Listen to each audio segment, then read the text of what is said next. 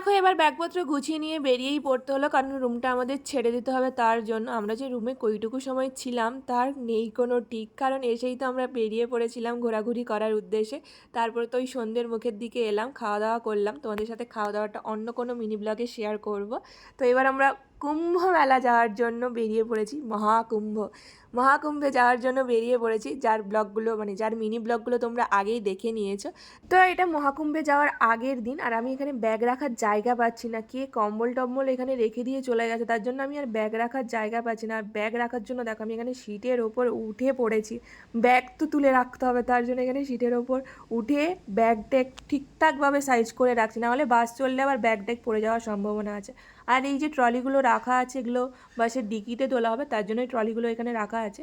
আমাদের একটা, আরও অনেকের এখানে ট্রলি ছিল, আবার অনেকে তো ট্রলি ওই যেখানে সিটের কাছে বসেছে সেখানেই ওপরে ওইভাবে তুলে রেখে